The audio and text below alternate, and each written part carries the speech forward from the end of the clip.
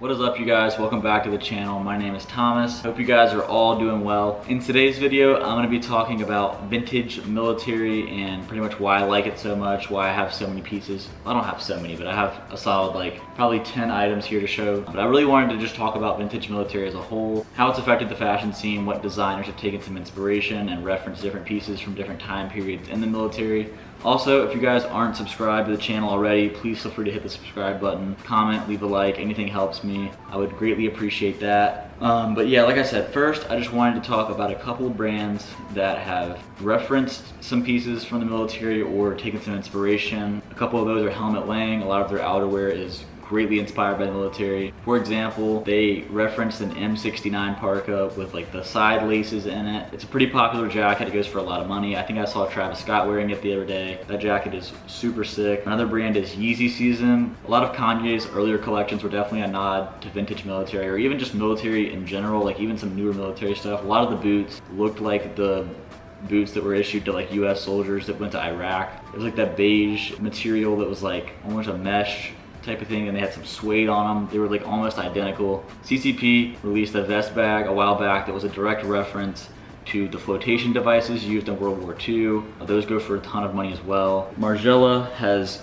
been making the GAT replicas for years now. These are a replica of the trainers that all of the German army guys wore back in the day when they were in training camp. So you can look up a pair of those. You can actually find those for a lot cheaper than you can find GATs. If you just go to eBay, type in vintage German army trainers, they'll come up. I think I saw somebody grab a pair for 50 bucks. I think it's really cool they decided to take a piece of history and kind of rewrite it in their own way by using pretty much the same silhouette but kind of putting their own luxury touch on it. Then you also have brands like Raf Simons. Raf has done a lot of really cool bombers throughout the years that directly reference military bombers. And then you have a lot of brands like SLP, Dior, and Emil Meester that have taken the combat boot silhouette and kind of put their own twist on it. Right here I have a pair of vintage military boots. These are combat boots from the Vietnam era. It's kind of weird. The guy's name is actually on the inside of the boot. Sometimes I kind of wonder if he's still alive to this day. I tried looking him up, couldn't find any information on him. But every time I slip these boots on, I kind of wonder what his KD ratio was back in the day. He was probably out there in Vietnam murking them. I called my local cobbler here in Charlotte the other day. He's actually sick right now, so he can't put the new sole on these. I was gonna get a Vibram tank sole, just because the one that's on here is kind of lame. It has these really weird zigzag traction marks on the bottom.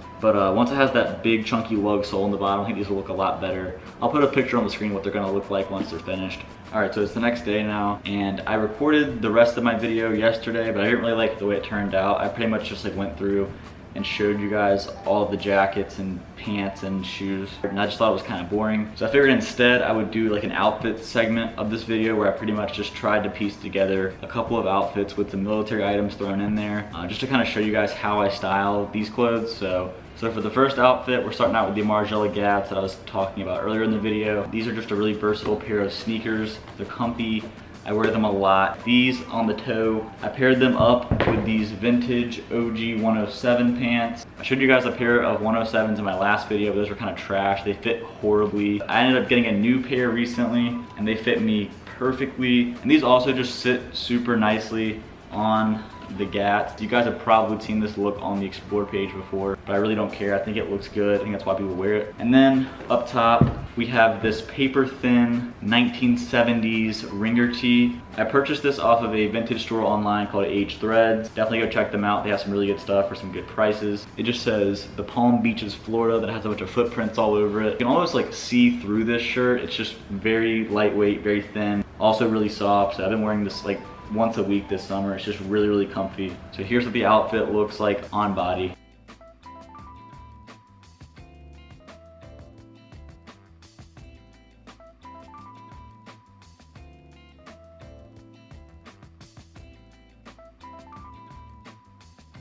So for the second outfit, I decided to throw on this 1950s US Navy smock. These typically have the laces running through the neck area so you can adjust the fit, but this one fell out. I purchased this off a friend and it just wasn't in there when he got it, so I didn't get it either. Really big hood on the back. It has a longer back than it does in the front.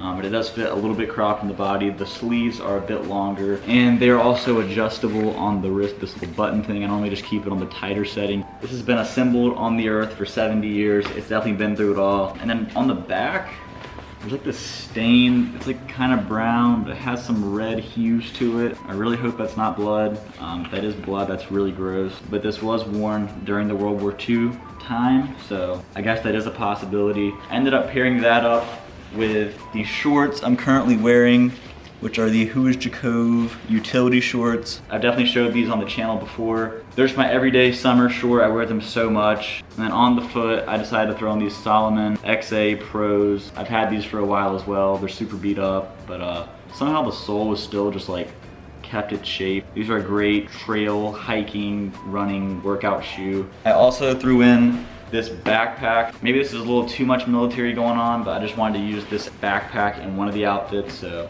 here you have it, 1950s World War II US Navy backpack. And this is what the entire fit looks like on body.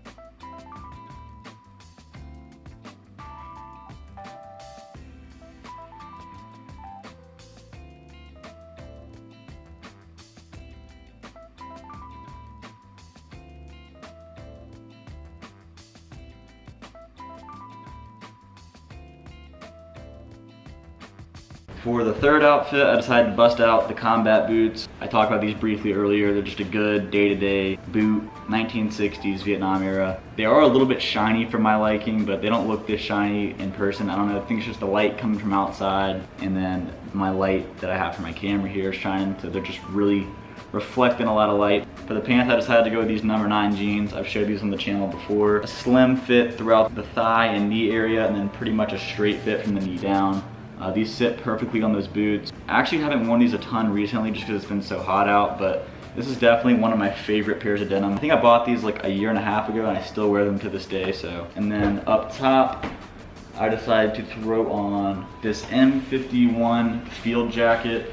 This thing's just a beast. It's really thick, super heavy and durable. This outfit is definitely geared more towards the fall winter weather, but as you can see, there's just a ton of character put into this jacket as well. The arms look kind of short, but that's actually not the case. It just kind of fits longer in the body. And yeah, so here's what that outfit looks like.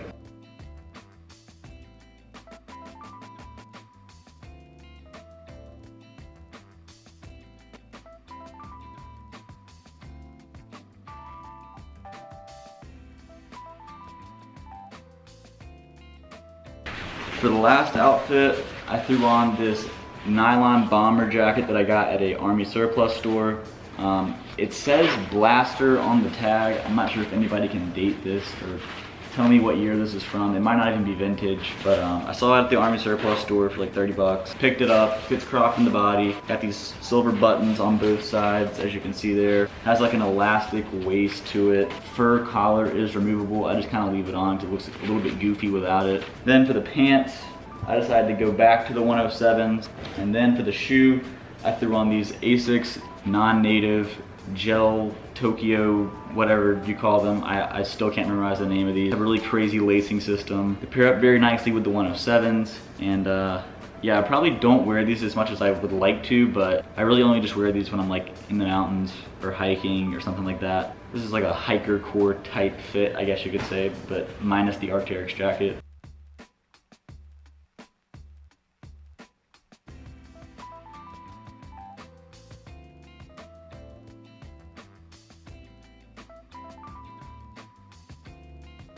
For the very last outfit, I have this 1950s field jacket. This is kind of reminiscent of the chore jackets from the same era. They have like that stripe, like that subtle striping going on in the fabric itself. A really nice sun fade to it. The collar is all tattered and distressed on the back, missing a few buttons, but it just fits a little bit small on me, a little bit cropped. As you can see, somebody just chopped the middle off. But I've been wearing this a ton throughout the summer just because it's so lightweight and thin. It really just goes with anything. I've just been throwing it on, walking out the house. For the pants, I just threw on my day-to-day Levi's 501s. They're just all black. Pretty boring pair of pants, but everybody needs a good pair of black denim. And then I threw on the Birkenstock Bostons. I'm pretty sure I haven't showed these on the channel yet. I don't want to talk too much about these because I'm definitely going to show them in the pickups video that I post in the next month or so. Gray oiled leather Birkenstock Bostons on the toe. Here's how it looks.